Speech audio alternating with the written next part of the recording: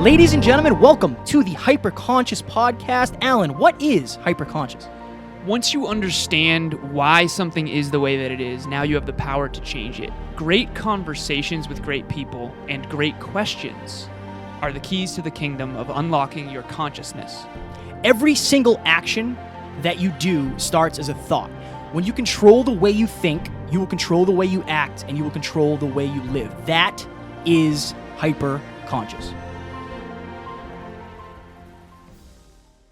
Ladies and gentlemen, the Hyperconscious Podcast is proudly sponsored by our friend and mentor, David Meltzer of the Playbook Podcast. He was kind enough to join us on episode 144 and 135. Folks, it has become Kevin and I's mission in life to help you realize that the life of your dreams is right on the other side of you becoming the greatest version of yourself. Let us help you do that. I rarely do these things twice in such a short amount of time, but you guys impress me. I believe in people that provide value and of our service. You two guys are on your way to huge fulfillment, purpose, and profitability, and I look forward to helping you both. We appreciate that more than you know.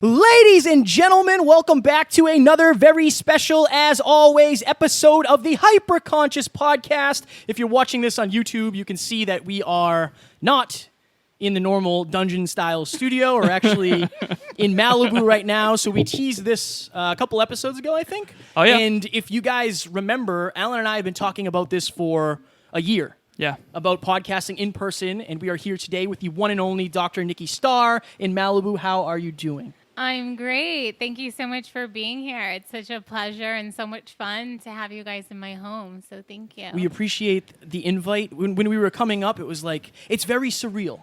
And I said that although we've never met in person, we have talked for 2 hours podcasting and exchanged some messages. And it's the energy is what I expected. I expected the energy, and now the energy is there. It's what I expected for good. sure. Very good vibes. How are you feeling? I feel phenomenal. Yeah, By same. the ocean and just really good vibes in this whole place. Very feng shui.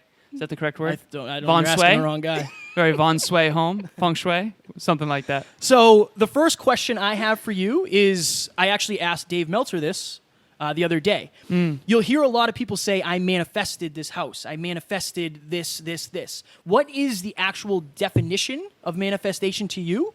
And how can one make their goals become reality? So my definition of manifestation is thinking of something and then creating it and allowing it to become physical in your reality, but it was first just a dream, just an idea, just a thought. So when I say I manifested, I literally I decided what it was going to be like before I found it. So I said, I want ocean views from the living room, ocean views from my bedroom, right on the water, a space where I could gather in the living room. So there was a couple of check boxes that I knew this house would have, and it would have a lot of light and be very white. And It's very now it's white. here. Yeah, it's bright. So I decided what it was going to be, and then I made that my reality. How do you make it your reality? So it almost seems like for a lot of people, I know a lot of people say I manifested it, but I heard you say something in the Instagram video that you just did, make sure you're taking action. And I feel like a lot of people don't understand that part of manifesting anything is the action of it. Yeah. So how do you make sure that you're taking the necessary, correct, aligned action to get what you want? That's a great question, because it's true. It's not like, poof, I was just like laying on the beach. It's like I did take inspired action. So I like to say inspired action is that thing that you just can't help but do. Like even when I most recently got like a new car, I still had to like go online and look at the cars that I wanted. And then one day I was like, I'm just going to reach out to the dealer. And then before I knew it, I was driving there within the same day. And I didn't think like this is the day I'm getting my car. I just like was following my feelings and being like, oh, I need to do that. I need to take this next step and then this next step. Gotta put the shades on. It's bright in here. Kevin's podcasting in sunglasses. This is the first, folks. So it's so important to, one part of manifestation is the visualization, like feeling the possibility that it is happening, that it has already happened, that it exists already in your life. And then the second part is the inspired action. So you could like be in the shower and suddenly get a message like, oh, I need to call so-and-so. And you call them and it turns out they have the exact answer to the question that you've been asking yourself. So it's showing up to life. When an invitation presents, you say yes. You follow the invitations of your internal guidance too. I think that's really key. My goodness.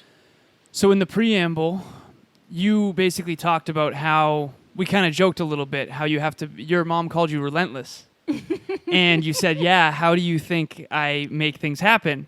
But I think you're unbelievably warm and loving. So how does one do such a good job? This is something that I'm not as good at as you at, in my opinion, anyway, yet, which is how do you stay unbelievably open, honest, warm, sincere, and loving, but also like ridiculously strong, disciplined, structured, and focused? Yeah, it definitely is a marriage. And I like to say it's the marriage of like our feminine parts and our masculine parts. So it is still like, even now I'm starting to create a team of people. Right. And it is about like, or even just the person who cleans my home. Like there's a certain standard of like, okay, if a newsletter is created for me, like there's a certain way that I like it done, and I have to be honest and share like, okay, this needs to be changed, that needs to be changed. If I'm too soft and think like, oh, I don't want to hurt their feelings, then how can I get anything accomplished, right? Right. And same thing, like if I have my home cleaned and then this table wasn't wiped and this thing wasn't done well, then, you know, it's important that we say what we want, and it's clear and it's effective and it's kind. Right. So we can still be, I'm still learning this act of being direct while still being very finessed in the words used and the tone used so that people know it's coming from a good place. So usually what I like to do is say a compliment. So like constructive feedback, like, hey, this was really great. I love this, that, and the other. So they know, like, repeat that. Right. And then say, and it would be nice, like, let's see some of these changes. Like, how about this? Right. Lead with praise.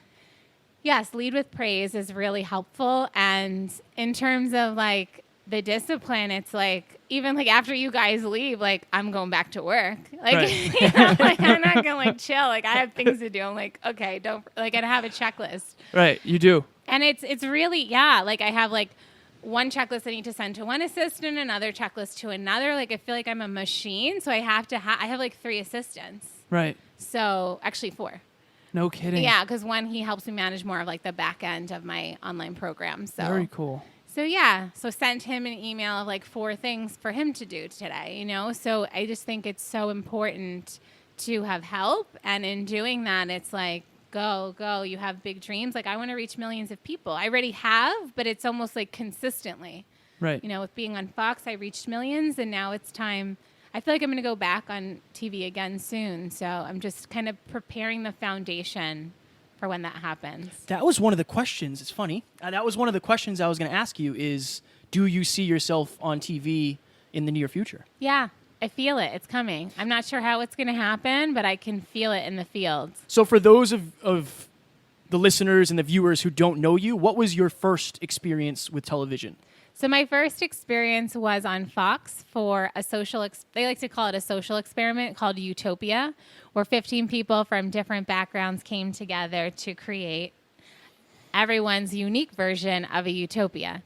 Okay. So it was really challenging. So this time I'm manifesting that it's super fun and enjoyable and light, and it really is so positive, and like it brings so much like it's just wonderful. Like it's like an amazing experience. Last time was like sleeping on the floor and like fighting over food, and that's not going to be next time around. That doesn't sound like utopia at all. That sounds terrible. So there's 3 floors to this place, and when we first got here, we were considering either the top floor or the bottom floor for this episode. And Kevin and I were walking down the stairs, and not only did I see so many bookshelves, you have so many bookshelves. That's one thing that I always notice when I walk into a really nice place is the amount of books that people have. And then I try to look at like what kind of books they have because I'm always curious. But the reason I'm saying this is because, first of all, it keeps going, and it's huge, and it's amazing. So it's exactly what you just described.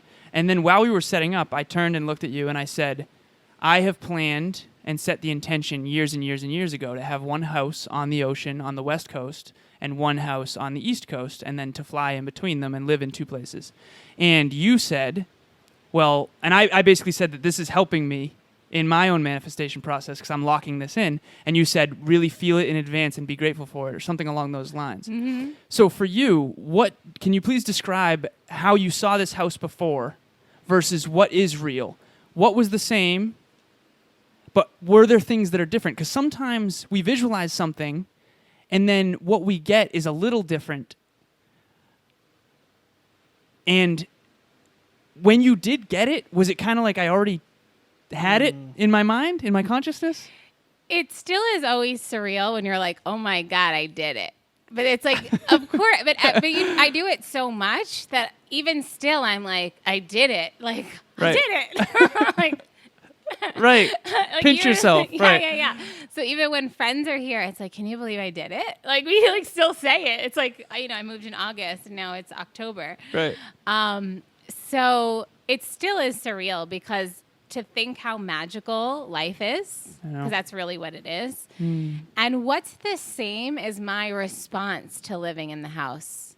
So when I was visualizing stuff, like living here, I would think about like saying to the ocean, like, thank you, I love you, like you're so beautiful, like, and I do that. We'll get some behind the scenes after this. We're going to see that later. Like when I wake up or go to the bathroom, I'm like, it is. I love you. It's magnificent. It's nothing short of magnificent. So I feel, and I also use the word breathtaking views. So I was super clear on the kind of feeling. So the feeling is everything. So when I said to you, like, I think I also said something like soak it up. Like you really want to get into the vibration of like, this is my reality, and visualize that and feel it as if it is now. And it's like, it attracts it to you. How do you emotionalize, and this is for me because I've been trying so hard to do this. We're trying to do this more. Yeah. How do you emotionalize something with you don't have yet? Like, how do you emotionalize something you've never experienced, I guess? Yeah, so I guide people through, like, future self meditations and meditations to connect with visualizing as if it's already happened.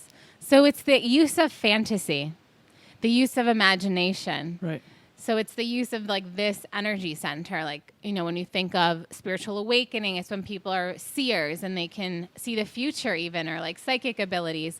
This is, like, a muscle we can develop, like this visualizing of the future. Right. So that's essentially, you want to just imagine, like, what, like, say if I said, okay, if I handed you $1 million check, like, what would that feel like? You can kind of get an idea, like, oh, yeah. Right. Perked right up. Why are we, is that what we're doing? So that's what I mean by, like, allowing yourself to feel like it's happened, even if you have to play, like, a scene in your mind so you can get into it. So, or like just to add to that, it's like, or going somewhere to the beach and imagining like, I live here. This is my beach and I love it. Right. And you can just start pretending, like play. Yeah. So play more. We did that today. Like when we were driving down Pacific Coast Just Highway, about to say that. I told Alan, like, I want to go to a really, really fancy dinner while we're down here because this is what I want to lock this in. Like, this is normal. But I always want to be grateful for it. But this is now reality. Like, get used to this. This is reality now. So I definitely love that. You know how earlier today when you rolled down the window for some reason and said, "Hey, what's up, man?" When I was like in my own zone, in my own world, I was looking at that house on the top of the mountain, the Tony Stark house. the Tony Stark house that I said that I wanted. Like, I remember watching Iron Man, seeing his house on the side of the ocean on the West Coast, and then I just saw it in reality. And I literally took a moment and said, "I'm going to do whatever it takes to be in a home like that one day." Mm-hmm. And I guess when it comes to emotionalizing it and stepping into the actual house, that's something I should probably practice more often. So manifestation, so like the gym, right? So our bodies look like this because of what we do daily. your manifestation powers are obviously very powerful. That's how you made this happen and other things happen in your life. What are you doing daily that we don't know about, that we should know about, and that our listeners should know about? It's meditation. Right. Because it trains your mind to be able to focus on a task like that. So I would say meditation is like an amazing tool for so many things. And that's also the way I teach it. Like I teach the very basic, focus on your breath.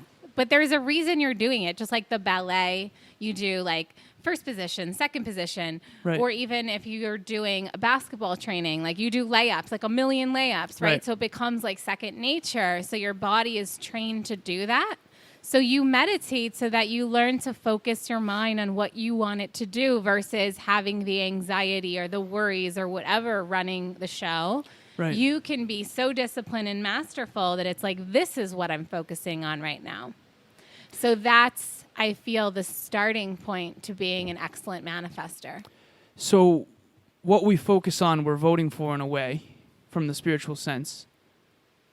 I guess, how often does your consciousness get taken from things you don't want? And your primary focus throughout the day is kind of like a rhetorical question, but you're trying to make sure it's always focused on more of what you want and what you're already grateful for. What do you do when it shifts negative and starts thinking negatively? And how do you... I feel like I'm so busy. I'm like so in the future a lot. So my biggest task, actually, I'm not really one in the past. I'm very in the future. Right. So like I like see my whole timeline. Like I know the things I'm to do, even though of course they may not appear exactly the same. Maybe they're going to be better. New things are going to come in. But I feel that I'm so clear on what I'm creating. Right. That it keeps me like, you know, in more of this like positive creation place. Where I sometimes struggle is actually being like, okay, let me stop working now and just like, because I'm so passionate about what I do. Right. That for me, it's like, okay, let me just be here now. And then if I catch myself in the creation and like all the things I'm creating, I just say, okay, it's not my job right now. And then I come back to the moment. So that's a really great technique. Like, okay, that's not what I'm concerned about in the moment. And come back and come back and come back. Do you do quantum journaling ever? What is that exactly? From my understanding, it's basically being grateful for what you don't have yet as if you have it. Writing it down. So writing down like, this is what I have today. What I'm grateful for the things I don't have. I said I'm grateful for my amazing, successful relationship a year ago that I didn't have. Like I was and single. Do you have it now? Oh, yeah. Yes. Amazing. I was very single at the time. And now I do have it. And other things, I looked at my vision board and it said live podcast. And we did that in Florida. Right. We did a live podcast on stage. So the things are happening, but do you take That's time? a powerful technique, yes. Do you do I that? use it. I don't call it that. I just say things that I'm grateful for in the future. Okay. You write it?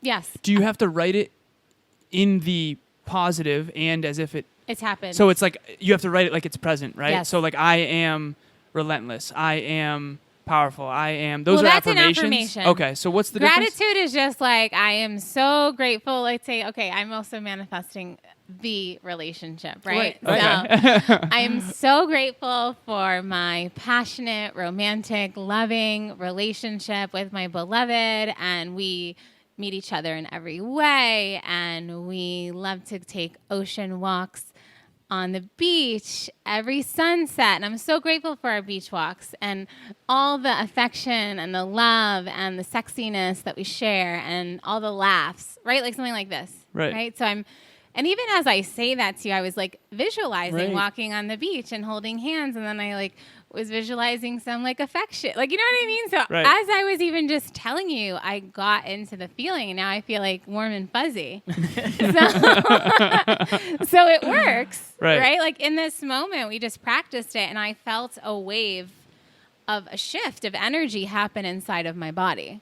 For Alan, it's like, I like work. I like pain. Gym. Right. Literally. Try again. Oh, it's so funny. You know, it can be pleasurable. What? You can program working out so that it's pleasurable. It is. It's the best. It's the best. It's just funny to me because between like Alan is more of the machine where he works so much all the time. He's like, hey man, I just finished. It's Sunday, and he's like, yeah, I just finished a full day of work. Like I'm gonna get a little 2 hours of R&R before I work for another 20 hours. So it's just, I just wanted to I make fun of him. understand. I understand. A little bit. this life. So one of the people that we're podcasting with later this week, his name's Anthony Trucks. Great guy. He said, what you create creates you. So you say you live in the future a lot of the time because you're creating. I am too. Maybe in a little different way than you. But kind of the same way in a lot of ways too. Yeah. It's interesting. Maybe from a different masculine energy versus feminine, but we need both. So Anthony Trucks said, what we create creates you. I like to choose goals that I know will make me the man. It will force me to embark on a journey that will force me to become the man I want to be. Do you think about that in terms of, it's not the goal, it's what the goal will make of me, in my opinion. Do you do that? I've never thought of it in that way, but it's absolutely makes sense for sure. Because if you have dreams that affect many people, that is going to, like even for me, like when I received kind of in meditations, I received the information that I'm meant to do. Right. And when I realized it was to reach millions and to do that continuously, that creates my energy to be in a different kind of way. And then that starts to bring on, like I become a team of people. And so it does change your life when you decide on a certain dream and goal, for sure. Right. And it changes who you have to become. Because Yeah. now you have to be a stronger leader Yeah. than you ever would have had to have. And right. So I'm trying to be more hyper conscious of making sure the goals I'm setting are aligned with the man I actually aspire to be. Yeah. And I wanted to get your take on that. Yeah, I think that's a beautiful way to look at it, for sure. Awesome. And perhaps for some people that can help in the motivation aspect. Right. Though I like to be more about inspiration than motivation, because if we think of the energy of the words, motivation's kind of like I'm pushing you to Right, do it, whereas right. inspiration is like you're pulled by like spirit, like Right. like in spirit, right? Inspiration. Power versus force. Let's go deep here. Let's go deep. As if we're not already. No. This I told Alan, like, this is something I wanted. I don't have a question really, but it's something that you said that I want to know about. He told me about this. So Let's go. you on your Instagram, you had a post. If you know that you are a spiritual being having a human experience, you are awakened. Use this gift wisely. What does this mean? I can't take him seriously in those sunglasses. And how do I look? This when is I ready. take this off, The deepest question that's ever been asked in shades. I can't even see her. I know. I was looking I at you. keep looking down, and I don't want her to think I'm not listening. Yeah, no, I think that's. Thank you for asking that question, actually. So let's go deep. Yes. All right, this is going to be like a story. Okay. So when we think about our bodies, what inhabits our bodies? It's some form of energy that when we die, it passes on. It's no longer with us. So if we think about this even as an intelligence, it also comes from some place, some source. Right. So if we think about our lives, we can think about it in two ways, as like, I'm just this human having this experience, and then that's it. Or you can see this as a chapter in a big, long saga of a spiritual development, and that every life is a different chapter within this saga. And the thread that really connects each chapter is your soul. And it's your soul that comes back and has different relationships. And then those people you meet that feel like home, that feel like, I know this person, that they are your soulmates from other lives too. And you all come back, different cast, different script, but same cast, different script, right. And reliving some of these dynamics in different ways so that your soul can develop. So if you thought of yourself as much grander than just this life, as quote unquote a spiritual being having a human experience, that you are far vaster than your body, far vaster than your emotions. And this is where our purpose and our dreams and our passions come into play, because they're tied to our mission. And if we thought of ourselves as these beings that come onto this planet with a mission, how would that even change your experience? You'd be like, oh my gosh, this is a game. Like, let me live it up. Let me make this epic and do everything that I possibly can, everything I can dream of, because why not? Like, that's why I'm here. What do you think happens at the end of this journey? That's a question I want to ask more people, but a lot of people, I think they take like religion into it and they don't want to talk about that. I don't think it's a religious thing. I think that everyone philosophizes about it. What's and has your some philosophy? So my philosophy, or what I feel happens, is I do feel that we cross over into some other energetic space. So the soul, the energy leaves the body and it goes to this energetic space that's like you can't see it. Or some people can see it actually, right? So we hear of those people who can see dead people, and some of us can see spirits and energies.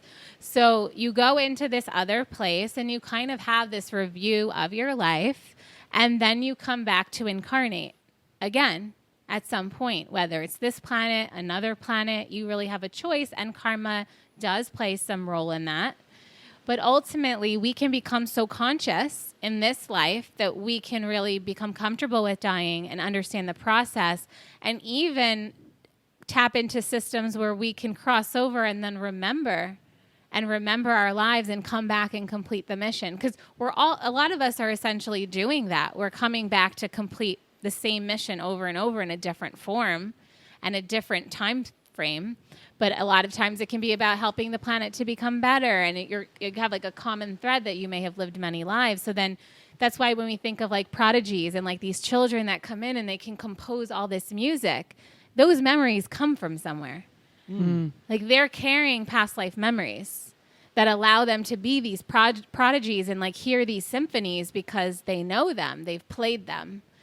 And so when we die, I feel like it's just, like I said, it's just almost like walking out of one room and then you're going to go into the next one. I love that. Thank you for sharing that. That's my opinion. Your and perspective kind of is what I've experienced tapping into the energetic spaces. So one of my clients is I don't know if he'd allow me to call him a physicist, but he studies physics.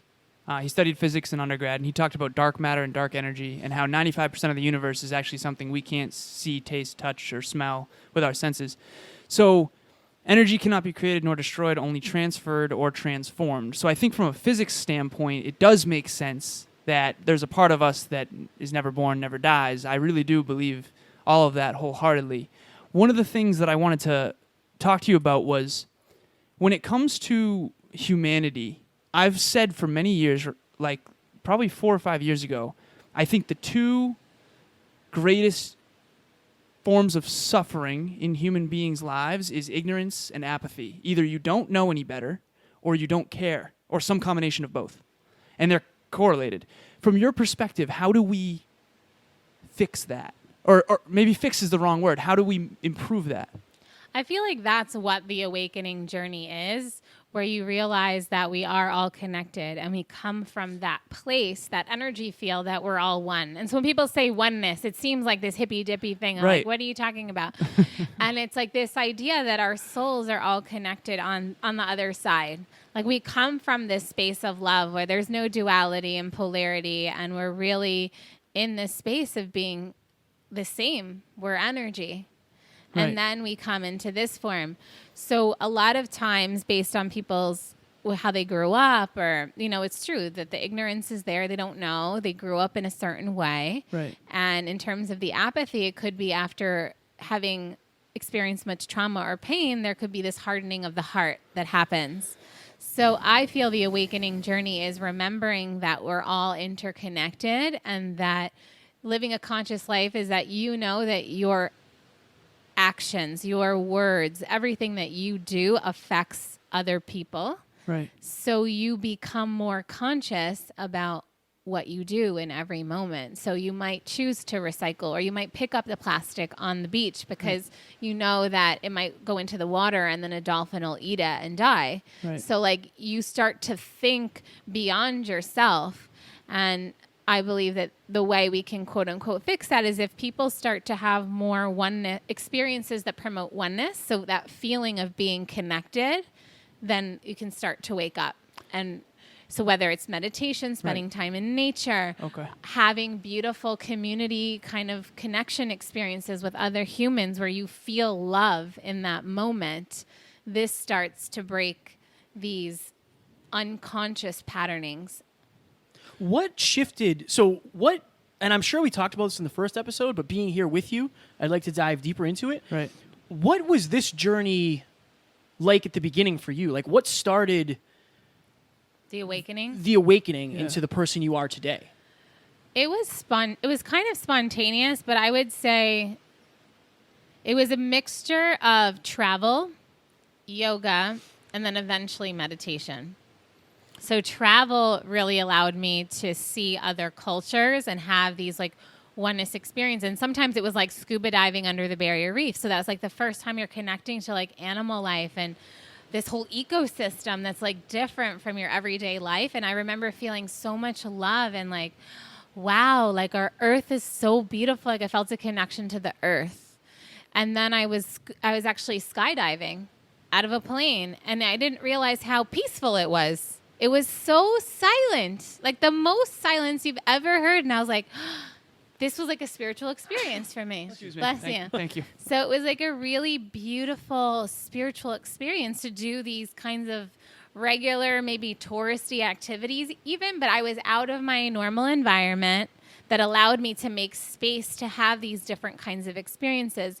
And then I just remember being like different countries, like in Egypt or, you know, places where even in South America, when I was doing medical missions in third world countries and seeing like the old grandmother, super wrinkly and barefoot, carrying like a barrel of corn on her back, like farming. And she would be like in the nursing home in the US. And here she was like the main farmer. Right. And it was just like, whoa, like I was having these like pattern interrupts of like, I thought reality was like that, but it's actually not. It could be like this. So that breaks a limiting belief because you see in reality what you subconsciously believed wasn't possible. And that Exactly. shifts. I want to be an example that destroys limiting beliefs by me just being. I like Exactly. Exactly. Because when people see that you can create any life you desire and you're the living proof of it, right. then you end up allowing everyone else's They have to believe it too. Yeah. Because it is. You are the hope, essentially. Right. You're the hope. And what I like to say is that when it breaks limiting belief, it's like your consciousness expands. And then you start to feel like, wow, you feel the infinite possibilities. What's the analogy? So for me, I use the analogy of the little baby horse in a 2-foot fence that tried to jump out when it was a little horse and it kept getting hurt. And now it's a stallion. And it's still a 2-foot fence. And it just sits there and eats grass because it's conditioned. Yeah. It could easily jump out and be free, but it doesn't because it doesn't believe it can because Yeah. it got hurt once. For you, you coach people. You and I talked in the preamble briefly about transformation. And breaking limiting beliefs is a part of transformation, as you just mentioned. Meeting all these people, traveling the world, helping people transform, that's what we try to do on this podcast. That's what you do. That's what we do, right. That's what we do on this podcast. Thank you for that. Fire. Yes. So. It's okay. It's a reprogram. Right, exactly. Thank you for that. So that's what we do. How, what have you found is the biggest bottleneck, the biggest common denominator in our culture specifically, especially when it comes to youth, because I'm trying to help them open up to new persons, places, things, and ideas, and it's really difficult because I have to go back to some of the darker stuff in my past to relate to them. Yeah, so I find that change is really good for people and the hardest. And I don't think that change is hard because I do it so much. Right. But oftentimes why people stay stuck is because this fear of like, oh my gosh, now I'm going to do something else today. But normally at this time I eat breakfast. Like there's this like roboticism to a lot of our society. And people think like, oh, but I have to stay. It's comfortable. Like I'm in this apartment. I like it. But I really have this dream of like living across the country. You know, and so it's really about just, and it's not like when I was saying about the fear, it's not that, or the action, you were saying action. It's not that in that moment I'm like, oh my God, am I really about to do this? Am I really going to like just sign this lease? Am I really going to just like change my life right now? I have that moment. It comes and then it's like, yeah, I'm going to do it. Courageous But moments. yeah, I'm going to do it. You Right. know, it's like you still feel that adrenaline rush because what I feel that is it's like the expansion. And so I feel like taking, let's say if we want to just talk about the youth, it's allowing children or adolescents or whoever to have different experiences that are like out of the norm. Right. And I feel like this really helps to like opens people's minds. So you coach a lot of people, and Alan and I also coach. And the point of this podcast, one of them, is to give hope that you can have whatever life you're willing to work for, right? I think Alan is really good at seeing potential and then helping the person get to their goals, to reach their maximum potential. How can somebody see their own potential? Because it usually takes somebody to come along and say, you do know you're capable of way more, right? So how can somebody, if they're listening or watching, look in the mirror and say, like, you actually are capable of so much more than you're presenting? I like to say, if you can dream it, you can do it. So essentially tap into like, what are your dreams? And whatever you can possibly think of, you're capable of. So why don't more people have dreams from your perspective? I don't think they don't have them. But they're I think buried. There's the fear of actually living them. So I had a question that I wrote down earlier that I wanted to ask you about. Basically, like, we daydream as kids about our like, at one point you wanted a car. Yeah. And then you wanted to live in an apartment, and you wanted to get married, and it's like, those things do come true. The problem is we don't dream bigger than that for some reason, because those are the things that most people, quote unquote, do in our society. So it's like, it's the same idea. You at one point dreamed of having your own car and having your own apartment, and now that's true. So why is it any different that you want a house on the beach with 3 floors in the Pacific Ocean? Like, from your perspective, why don't more people have dreams that they actually are proactive about chasing? So I understand your question a bit more now. So it's because a lot of people are in fight or flight and survival mode. So if you're in scarcity, like, I don't have enough money, I don't have enough this and that, even though you can easily just shift your mindset and go out and be resourceful and receive more money. Like, there's a lot of systems in place that keep people in fear. Right. And what fight or flight is, it's like you can't really thrive or think of like luxurious things if you're like wondering how you're gonna like eat, or how you're gonna, like, if you're managing heavy anxiety or depression. So a lot of people are dealing with that right now, and they say social media has a lot to do with why. Right. And if we can support people in feeling love, in feeling the possibilities, and that's why I like retreats so much, or traveling, and you don't need a lot of money. Thankfully now with like, when people think of like how much they're actually spending, Right. and if they just start to move some of that, like, I know, like, I wasn't a big shopper as like a young woman. Like, you would think like, that's like, I think what a lot of young women spend their money on. I was like, no, I'm going to spend it on traveling. So I just like kind of shifted what my priorities were, and like all the money I made as a tutor and a teaching assistant and working in a college sports bar, I just like shifted all of that to fund my travels. And I think that people are watching the news, which also is like, this killing happened. This is what's happening in the Middle East. And like, no, people think it's dangerous. Like, I can't possibly go there because it's dangerous. So if we get out of fear and into our hearts and connect to our desires and our passions, and see that we can get out of whatever situation we're in because we actually created that situation if we're in it, then we can offer hope. And I feel like that's what like Instagrams like ours do, and like podcasts do. It's really to allow people to feel that hope. And I do think that for us, it is important to touch upon, like, I remember when this was just a dream. Right. I remember when I didn't even have a house because I was being a gypsy around the world. And like, you know, so people can remember, like, oh, okay, this wasn't always so easy. Right. Or how, you know, you even shared with me that you like kind of you were living in California, and then you felt like you had to go back to help your family, but you're still following your dreams in the context that you can, right? You're not like being like, okay, I guess not going to do it. You're still finding your way to do it. And I think that's where the resilience and the courage and the discipline comes in, because even when things are challenging, you find a way. That's why this is in such great alignment, because like, I say this all the time, and I always say this to be transparent. We've had the opportunity to podcast with people who are very, very, very successful, but not successful in the way I want to be, and not successful in a way where I think having them on would help you if you're watching or listening. And that's why it's like, I love sharing my screw-ups, even though they suck. But I know if you're watching or listening, you might have the same one. And if I share it, at least you can maybe avoid it, or it won't hurt as bad when you do it. So or at least you won't feel alone. Yeah, because you're not. You're Right. not alone. You know, I always like to say too, sometimes the rejections are awesome. I don't know if I shared about this in the last one, but I actually applied for another space a couple of doors down. And it was actually just like a middle unit of like, it was double the width of this space. So it was double the width, but it was only one floor. And so Right. the living room and the bedroom were next to each other. It was like a one bedroom.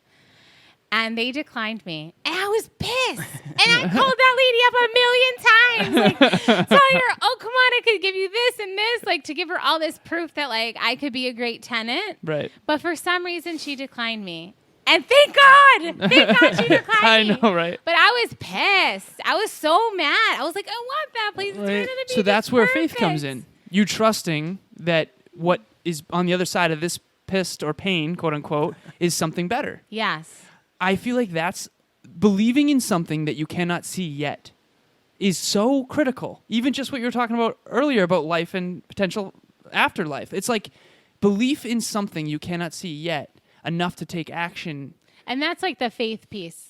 Like that's like the definition of faith. And I think sometimes people are like, what does even faith mean? Right. It's like even when it's not happening, you like still believe it's going to happen. Like Eventually. it's still happening. Even if it's like the day after, it's like you still believe it. It's going to happen. Right. How do you build that? For me, I never I had think you just belief. have to like brainwash yourself.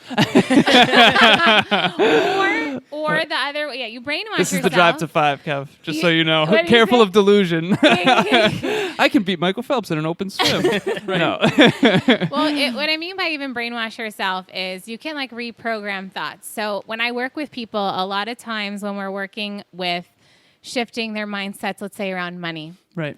So I remember actually recently I had a client where she believed that you needed to have a degree in order to make a lot of money. Because Right. this was like ingrained in her mind since she was young. Right. So then we're like, okay, great, perfect. We see that, like, and we see all the cases where that's true. Right. But now let's bring in the op. Right. exactly. Let's bring in where that is not true. Right. And we can point to this is exactly, look at this guy. Look at Facebook. Look at him. Like he quit college. Right. Right? And he's like one of the Zuckerberg. most wealthiest people. Right. So you don't need your degree, actually, at all. Maybe you're better off without it because if you have the degree, you're kind of capped at what what the paradigm says you can make, like Right. whatever corporations or the hospital if you're a doctor, right? There's like kind of this cap. Right. But if you're an entrepreneur and you're creating stuff from nothing and you're allowing your dreams to guide you, then I mean, the sky's the limit. So Kevin, when he was a kid, used to say, when I passed a test, I thought I got lucky. Yeah, I I didn't have any honestly, belief. I thought it was because I was smart. One little mindset shift makes a league of difference. One Yeah. ends up a little bit arrogant. The other one ends up a little insecure. Go figure. Drove But to 5. I always I got lucky. I needed the results. Like I was a very good baseball player, but I don't think I ever was. I was never the type to be like, yeah, let me go up. I'm the best. It was never that way. I thought I got lucky a lot. I genuinely did. So for someone like Kevin, who little child Kevin, 11-year-old Kevin, who thinks he got lucky, even though he's killing it at everything, maybe not everything. No, not but everything. what would you personally say to guide and transform, coach him, guide him to enlightenment or your version of it? Well, so this Kevin, though, is just thinking he's getting lucky. Pretty much, yeah. I think a lot of it's from my childhood. Lacks self-belief. Right. Self-belief. So what I would do is like use those examples of like, look at when you did this and you did this and you did this as like the proof that you have skill. And then to show, and whether it's share, okay, like, so what would inspire you to use that skill? Because I think it's really important to have goals that you're like, heck yes, like you love them so much. You're like, Right. this would be my best life. Not like ho-hum ones, like, okay, yeah, that'd be nice. Pay the bills. Yeah, you know? yeah. Like, that's the Pretty thing, good, pretty good. because it goes back to the feeling. Right. Desire is so strong. So if you help people believe that they can do something. And that's what I think is the tenet of a great coach is you can help the person see that future. Like you see their highest potential, now you help them see their highest How do you potential. do that from a technical standpoint? The right questions? I tend to do that through intuitive guidance, and I just tell them what I see in them. Oh. And I'm like, this is what I see in you. Like, let's say even when I work, sometimes like people will come to me and they like want to be coaches, but underneath that is a lot of times they're actually healers. They're like innate healers. Okay. And that's part of what we know to be like, that's how you can help someone. Or even there are people who are like a nurse and they're transitioning out into another field.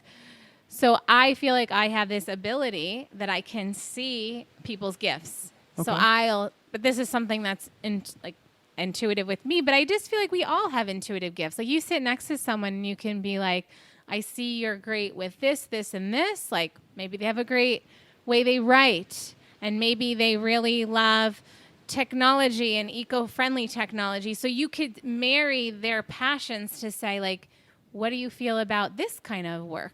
Right. And how you can share gifts with the world, because you get to know them a bit through what they share, and you ask them like, what are you passionate about? What inspires you? What lights you up? Right. So as you start to see them talk about different things in their lives, they light up. Right. And that's like a key of like, do you see what you're like when you're talking about this? Right. This is the place to go. We talked This is about where that to earlier. focus on. We recorded 3 episodes today, and we were talking about your purpose, and I love to get your take on what somebody's purpose, like what does it actually mean in the grand scheme of things, but your purpose is probably a culmination of your interests, passions, and things that light you up, things you can imagine doing.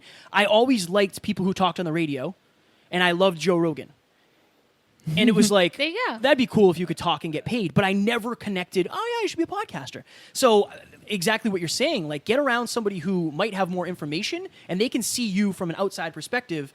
So that's the one good thing about a coach. They don't see your limiting beliefs. Right. They hear them from you, but they don't see you through them like you see yourself. Wow. That's one thing I've learned. Interesting.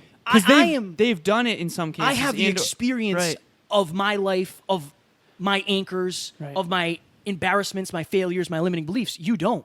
All you see is what you see now. So that's I wanted to add that. But what is your take on what is purpose? Yeah. I also want to add, I'm going to answer what purpose is, but I want to Sure. add that a great coach can also ask the right questions to get the person to see the light in their own sense of self. Right. So really allow them to, highlighting what they see and asking them the question so they can be like, oh yeah, you're right. And then they have that like light bulb moment where they see it too. Do you have a go-to question for that? And then I want you to answer Kevin's. I usually say, if you had all the money in the world, how would you be spending your time? Okay, Because nice. I find that money tends to be like a The limiting limiting, right. fear for people. Yeah. Right. So I say, okay, let's just say, and I even be like, if you had a genie in a bottle, like I just be like, if you had a genie in a bottle and you had all the money in the world and anything was possible, it didn't matter how it was going to happen, like tell me about what your dream life is. Those That's kind of that's really my go-to. help. The Yeah. genie. If you rubbed a lamp and a genie gave you 3 wishes and you could be the best in the world at any 3 things, what would they be? Yeah. That's my question. It and it helps to unlocks really- people like, yeah. oh my God, that's... And then I like- give them the math behind how that's possible if you do the focus on those in a decade. Like, because their answer is usually the things they already love, and the things they love are based on what they're already good at. Yeah. It's unbelievable what can Yeah. happen with the right question. It's really true. And so this ties perfectly into Purpose. purpose. So I say, take that. Right. Take that thing that lights you up that you would do for free and pair it with service of how you can help the planet, how you can help others in a positive way. Right. And this is your purpose. So if you love dogs and you want to spend all day long with dogs, then you're going to create... oh, am I like tapping into stuff? Yeah, yeah. You guys know I'm psychic, right? Yeah, okay, so clearly, every listener out there, just something going on right now. Okay, you've heard me say the genie in the lamp I thing, say the especially if dogs you're a every client. He says episode. the dogs Every every episode. episode. The So- fact that it went from that to that is crazy. So, so then you're going to create maybe like some kind of like dog sitting company. You're going to create some dog accessories or like whatever inspires you. You're going to somehow change the pet industry. I think the money thing, like you said, I tell people, for me, finding your purpose is something that you got to get in the pool. Once you're in the pool, you learn how to swim. You might not make money right away. You probably won't, and that's fine, but it has to be something that you're willing to be a greater version of yourself for.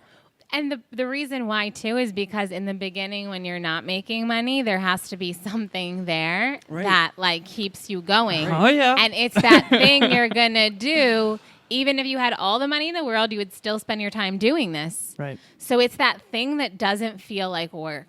Right. And don't get me wrong, there's aspects about my work that were like, oh, I don't want to do this. And so until I could hire an assistant, I had to do those things. Right. So I'm not saying it's not without, like, having to do things you don't enjoy, but the greater vision is pulling you to get up every morning to, like, if I know a lot of my clients will start their second business, their own business, while they're still working in the corporate world or for someone else. Right. So it needs to inspire you so much that on your time off, you're going to be doing it. What I think, so what you just mentioned there is something I think a lot of people struggle with, which is this idea that you have to love what you do. You do, but, like, let's say we love podcasting. Let's just say, okay, we absolutely do. Speaking for me is everything. That's the thing I love, but I don't necessarily love all the other stuff that I have to do in order to get that 1 hour podcast. Yeah. So I think that's something that people get confused about. It's like, well, I don't love this. No, the 80% of the grind to get the 20% that you love, as you progress in your journey, it'll become more and more of what you actually love. Kimberly Spencer says, when I'm live, I thrive. Her live is her purpose. The rest of it, at the beginning of the journey, you have to do all the prep work yourself. It's almost like most people go to a job so they can get the result of making money. That's the only thing they like. Right. Like, I go, maybe not the only thing, but the point of me going to this place is to make money. I'm doing this because I love it and I get to make money too. Wow. That's my thing. Well, I say there's two kinds of jobs, and I always tell people this in terms of, like, why they wouldn't leave their current. There's the jobs that allow you to do what you love. Right. And the jobs that you love. So, for example, if you had this job that, like, does have a great schedule and it does pay you, like, a good amount of money, like, you're happy with that amount of money, and you have the free time and flexibility of time, because time is a commodity too. Right. And, like, money is too. So if you're still able to enjoy your life aside from that job, then I feel that it's okay to still have that, because maybe in your free time you're, like, doing things that are lighting up other people's lives, or that's when you're doing stuff that's more like volunteering or whatever it is. Right. So that's the other exception, I feel, that, like, because, you know, we don't expect, like, everyone to go quit their jobs. Right. Of course. But if their lives are, like, I remember I've shared this before in podcasts where I remember I met this woman in Aspen one New Year's, and she told me she worked in the Australian outback mining, and she was like a chick, like a sexy chick, like.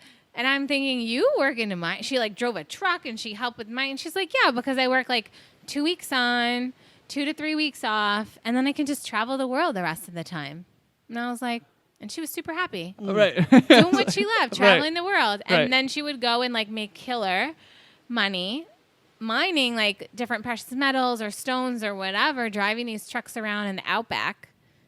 And she was loving life. That's a great point. You know? Because to us, it's like, I want to do this all the time. I don't want this to be like a free time thing, but I also want to be the best in the world. Like, this is my jam. So I love the fact that you went there. We have 8 minutes. 8 minutes. So, okay. And I want to make probably like 6, because I don't want the camera to cut off on her. So Good call. 6 minutes. 6-minute warning. So I love the take that you had on. There's a couple things I wanted to ask you. One of them is going to be time, energy, and money. I believe those are the only 3 human resources we have. Okay? And 2 of them, one of them is finite, which is time, in terms of this life. Energy, if you take care of yourself better, you can grow it and expand it over time. Money is the same way. What's your take on time, energy, and money? Am I missing any human resources? And then what should you be prioritizing? Because they're all just a currency. And how you're using those 3 assets will determine your entire life, in my opinion. What's your take on that whole thing? Yeah, I totally agree. And you can expand your energy and your time when you start to delegate and hire help. And I think that a lot of times, this is for all you entrepreneurs and even you guys too, like, I was always scared to bring on that first person. Oh, yeah? Because it's like, oh my God, how are you going to pay them? But you have to understand, a lot of personal assistants have many clients, and you can pay hourly. So you just start small and be like, okay, let's have someone just do this one thing. And you start to see how it freed up your time. And then Right. you're like, it gives you energy because they're like chilling in that moment. You're like, okay, I'm just going to rest right now. It's literally the best thing ever. In between when my assistant was here, a client consult, and you guys came, and then and right before lunch, I had like an hour, and I was like, I'm going to lay on my bed right now. And that's what I did. And I know my other assistant's working on the newsletter for Right. tomorrow morning. Whereas I would have had to be doing that newsletter. And I know that she's working on my media reel or this or like, and it's getting done. Right. And it's really allowed me to grow my energy from having that help. So I would say get help. Like, Right. you don't have to do this all alone. And I know it seems scary, but like I said, start small. You can go on some of these sites like TaskRabbit or like Upwork or Right. Fiverr. Like all these sites have people that want work. Like you'll be helping others. I know, right? And it's super affordable. So anything that your intelligence does not need to be doing, like delegate it. When you said intelligence, you mean your conscious energy? Yeah, it's like you have a special gift. You have a special gift. I have a special gift. Something that only we can do. That's what we want to be maximizing our time on. Right. And everything else delegating out. Right. Eliminate, automate, delegate. Some would say. Some would say, okay, yeah. Sorry. What are you doing now that people can find? Where can people find you? I know they just heard you a couple weeks ago, but I know you're Yeah. always doing new things. Yeah. So as even in person, we make sure you get a chance to plug away. I want you to talk to the people and tell them where they can find out more about you. Yeah, so you can follow me on Instagram at Dr. Nikki Starr, DrNikkistarr. My website is drnikkistarr.com. I have a lot of great online programs, and I also have in-person events at my home in Malibu. And there's always new, and of course I work with one-to-one with people also, but that's a little bit more exclusive. But I love it still, and as long as I can do it, I will. But I know that's going to eventually phase out because it's really important to reach as many people as possible. So it's going to become a lot more online programming and trainings. So if you are looking to get to the next level in any way, tap into my Instagram. I'm starting to do more YouTube live. So I have a Dr. Nikki Starr channel on YouTube. So yeah, lots of great place to get content and just really allow yourself to awaken and connect to your truth and your dreams and your passion and feel that inspiration that you can do it. We appreciate the exclusive rights today to be able to come into your home, interview you, and I say this a lot, but this is one of my favorite episodes to date for sure. This has been unbelievable. I just want all the listeners to know how hard it was to take Kevin seriously in those shades during this podcast. It was awesome. Once I put him on, I was like, I can see. Like it's so. I think it's fine. It's so No, it is. Ellen It's likes totally to- fine. yeah, to suffer. No, I thought it was awesome. we're just spitting philosophy here. I was looking at you. I just wanted to make it funny, but I was looking at you while she was talking, or while you were talking. Then when I looked at her, I went, "Oh my God, that's why he put him on." I was about to go get mine because I was squinting so much. I kept but looking down when she was talking. I was like, number one, she's gonna think I'm not listening or I'm just like not interested. It's like, oh, yeah. So I didn't want that. It's okay. We appreciate you so very much. Thank you for joining us again. And when we have a hyperconscious headquarters somewhere around here, we will make sure we'll come see you weekly at least. Wow, You like that? I do. One thing I want to Intentions. say to all the listeners. Whatever that next step in your journey is, invest in yourself, whether it's one of Dr. Nikki's online programs. You're never going to look back and go, I wish I hadn't learned that, or I wish I hadn't invested in my own personal development. So I encourage you to please reach out to us. What's a book? I get people saying, like, what's a book that changed your life? One of Dr. Nikki's programs, anything like that. I challenge you to invest in yourself. Love it. What do you think we go to the beach? Yeah, let's do I it. think that's up next. Ladies and gentlemen, we hope you enjoyed this. And that was Dr. Nikki Starr. Talk to you soon.